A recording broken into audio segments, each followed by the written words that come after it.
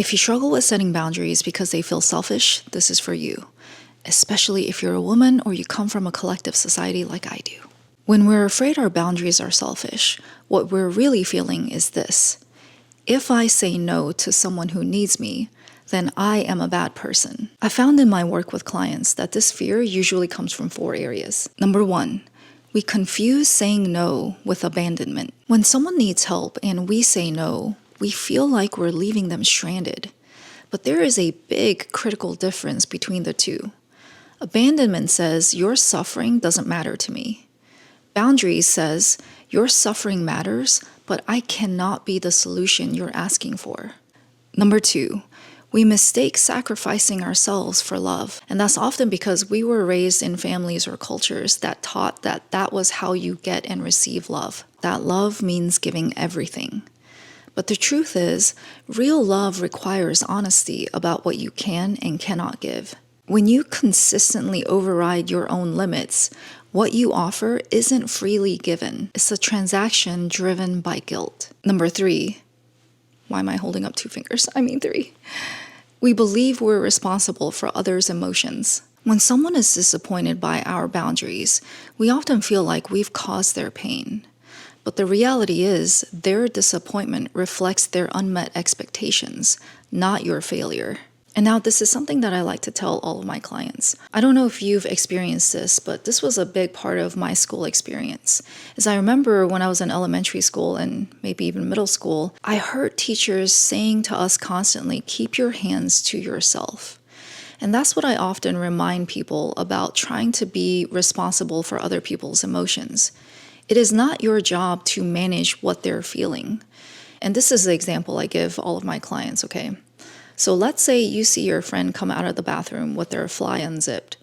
There is a big difference between you saying, hey, your fly is unzipped, versus you trying to zip it up for them.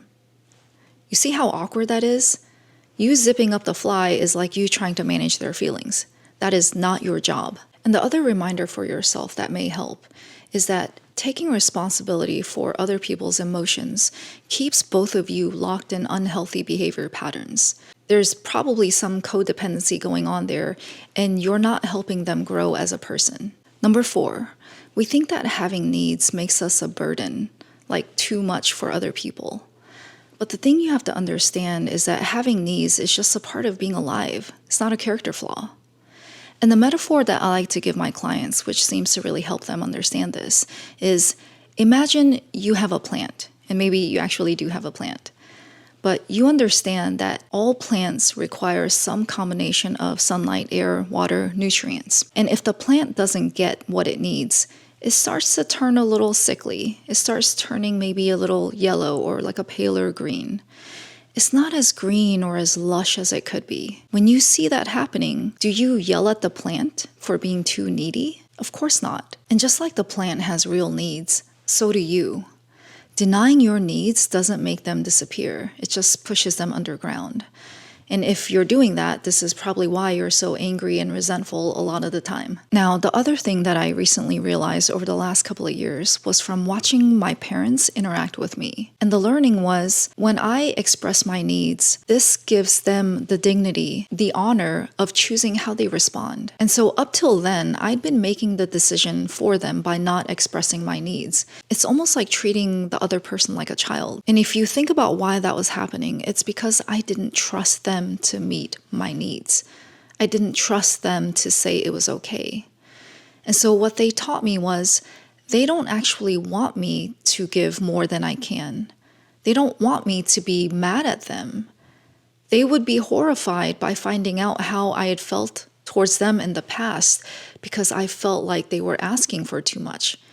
And they didn't want that. When you're brave enough to express your needs to the people around you, what you're really saying is, I honor your right to choose in how you respond to this. I honor your freedom and independence as a human being.